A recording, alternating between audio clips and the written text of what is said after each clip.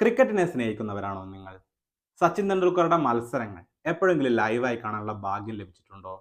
അങ്ങനെയാണെങ്കിൽ നിങ്ങൾ ഈ വീഡിയോ എന്തായാലും മുഴുവനായിട്ട് കാണണം.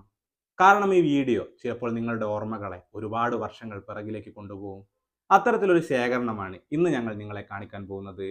വീഡിയോയിലേക്ക് കടക്കുന്നതിന് മുമ്പ് ഇതുപോലുള്ള ക്രിക്കറ്റ് വാർത്തകൾക്കായി ഈ ചാനൽ മറക്കാതെ സബ്സ്ക്രൈബ് ചെയ്യൂ.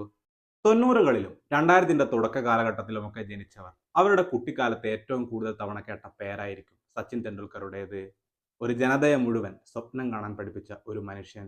1989 അന്താരാഷ്ട്ര ക്രിക്കറ്റിൽ അരങ്ങേറ്റം കുറിച്ചെങ്കിലും ഒരുപക്ഷെ സച്ചിൻ ഇന്ത്യൻ ക്രിക്കറ്റിന്റെ മുഖമായി മാറുന്നത് 1996-97 കാലഘട്ടത്തിലായിരിക്കും.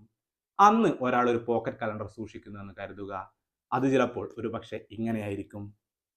പിന്നീട് അങ്ങോട്ട് ക്രിക്കറ്റ് ലോകത്ത് സച്ചിൻ തെണ്ടുൽക്കറുടെ ഒരു തേരോട്ടമായിരുന്നു എല്ലാവരും കണ്ടത്.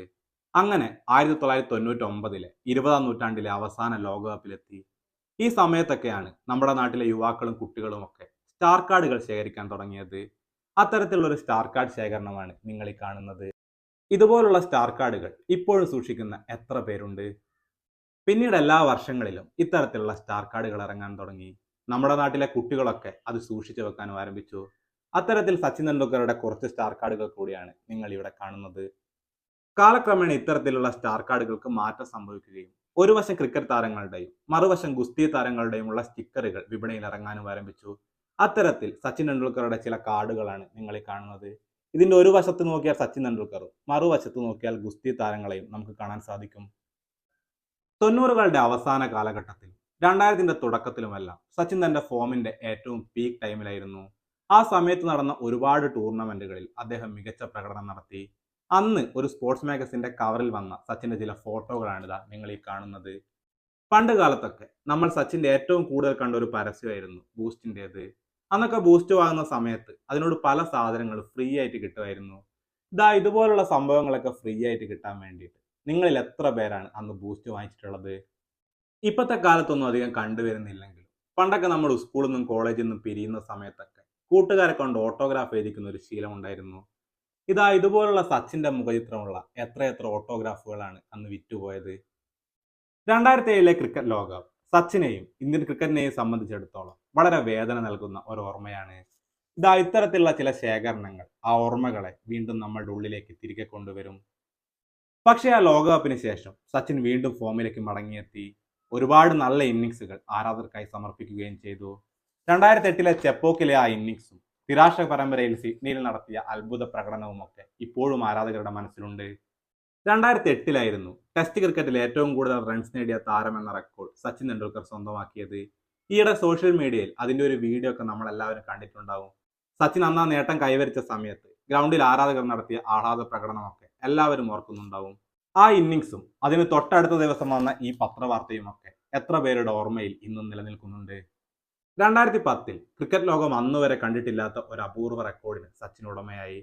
ഏകദിന ക്രിക്കറ്റിൽ നേടിയ ആ 200 റൺസിനെ കുറിച്ചാണ് പറഞ്ഞു വരുന്നത്. അന്ന് സച്ചിൻ സൗത്ത് ആഫ്രിക്കയ്ക്കെതിരെ നേടിയ ആ 200 റൺസൊക്കെ എല്ലാവരുടെയും മനസ്സിൽ ഇന്നും ഇതേപോലെ നിലനിൽക്കുന്നുണ്ടാവും. 2011 എന്ന വർഷം സച്ചിനെയും ഇന്ത്യൻ ക്രിക്കറ്റിനെയും സംബന്ധിച്ചിടത്തോളം ഒരിക്കലും മറക്കാൻ കഴിയാത്തൊരു വർഷമാണ്. അന്നാണ് 28 വർഷങ്ങൾക്ക് ശേഷം ഇന്ത്യ ലോകകപ്പ് കിരീടം നേടിയത്. ലോകകപ്പ് കിരീടം നേടിയതിന് പിന്നാലെ പുറത്തിറങ്ങിയ ഈ പത്രങ്ങളും മാസികകളും ഒക്കെ നിങ്ങളിൽ എത്ര പേർ ഇന്നും ശേഖരിച്ചു വെച്ചിട്ടുണ്ട്? ആ ലോകകപ്പിൽ തന്നെ സച്ചിന്റെ പല നല്ല ഇന്നിങ്സുകളും നമുക്ക് കാണാൻ സാധിച്ചു. ഇന്ത്യക്ക് വേണ്ടി ഏറ്റവും കൂടുതൽ റൺസ് നേടിയ താരവും അന്ന് സച്ചിൻ തന്നെയായിരുന്നു. ആ കാലത്തൊക്കെ കേവലം സ്പോർട്സ് പേജിലും സ്പോർട്സ് മാസികകളിലും മാത്രം ഒതുങ്ങി നിന്ന പേരായിരുന്നില്ല സച്ചിൻ്റെത്. നമ്മൾ പഠിച്ച പാഠപുസ്തകത്തിൽ വരെ അദ്ദേഹത്തെക്കുറിച്ച് പഠിക്കാനുണ്ടായിരുന്നു. ഇതുപോലുള്ള ബാലരമയിലും ഡൈജസ്റ്റിലുമെല്ലാം സച്ചിനെ കുറിച്ചുള്ള വാർത്തകൾ വന്നു. നമ്മളിൽ പലരും അതൊക്കെ വാങ്ങി സൂക്ഷിക്കുകയും ചെയ്തു. ലോകകപ്പ് കഴിഞ്ഞ് കുറച്ചു കാലം കാത്തിരിക്കേണ്ടി വന്നെങ്കിൽ 2012 മാർച്ച് മാസത്തിൽ സച്ചിൻ തന്റെ 100ാം സെഞ്ചുറിയും സ്വന്തമാക്കി.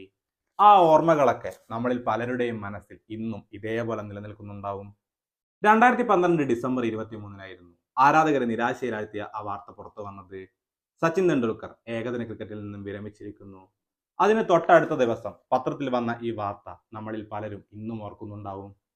2013 തന്റെ 24 വർഷം നീണ്ടുനിന്ന ക്രിക്കറ്റ് കരിയറിന് സച്ചിൻ അവസാനം കുറിച്ചു. പല ആരാധകരും ഏറെ നിരാശയിലായിരുന്ന ആ ദിവസം നമ്മളുടെ മനസ്സിലൊക്കെ ഇന്നും ആ ദിവസം അങ്ങനെ തന്നെ ഉണ്ടാവും. അന്നായിരുന്നു ഇന്ത്യൻ ഗവൺമെന്റ് സച്ചിന് ഭാരതരത്ന നൽകി ആദരിച്ചത്. അതിന് തൊട്ടടുത്ത ദിവസം വന്ന ഈ പത്രവാർത്തകളൊക്കെ നമ്മളുടെ മനസ്സിൽ ഇന്നും അങ്ങനെ തന്നെ ഉണ്ടാവും. സച്ചിൻ വിരമിച്ചതിന് ശേഷം പുറത്തിറങ്ങിയ ഈ സ്പോർട്സ് മാഗസിനൊക്കെ നിങ്ങളുടെ എത്ര പേരുടെ കയ്യിൽ ഇപ്പോഴും സുരക്ഷിതമായുണ്ട്? ഏകദേശം ഇതിനോട് അടുത്ത കാലത്ത് തന്നെ സച്ചിൻ IPL നിന്നും രഞ്ജി ട്രോഫിയിൽ നിന്നും വിരമിച്ചു. സച്ചിൻ ക്രിക്കറ്റിൽ നിന്ന് വിരമിച്ചെങ്കിലും ഇപ്പോഴും ഓരോ പുസ്തകശാലകളിൽ ചെല്ലുമ്പോഴും ഇതുപോലുള്ള സച്ചിന്റെ പുസ്തകങ്ങൾ കാണുമ്പോൾ അറിയാതെ നമ്മുടെ കണ്ണുകൾ അവിടെ ഒന്നുടക്കും. സച്ചിന്റെ ഈ ആത്മകഥ നിങ്ങളിൽ എത്ര പേർ വായിച്ചിട്ടുണ്ട്? ക്രിക്കറ്റിനെ സ്നേഹിക്കുന്ന ഏതൊരാൾക്കും അവരുടെ കുട്ടിക്കാലത്തോ കൗമാരകാലത്തോ ചിലപ്പോൾ ഇത്തരത്തിലുള്ള പല ശേഖരണങ്ങളും ഉണ്ടാവും. അത്തരത്തിലുള്ള ഒരു വലിയ ശേഖരണത്തിന്റെ ചെറിയൊരു ഭാഗമാണ് ഇന്ന് നിങ്ങളുടെ മുമ്പാകെ കാണിച്ചിരിക്കുന്നത്. ഈ വീഡിയോ നിങ്ങൾക്ക് ഇഷ്ടമായെന്ന് കരുതുന്നു. ഇഷ്ടപ്പെട്ടിട്ടുണ്ടെങ്കിൽ വീഡിയോ ഒന്ന് ലൈക്ക് ചെയ്യൂ. ഈ ചാനൽ മറക്കാതെ സബ്സ്ക്രൈബ് ചെയ്യൂ.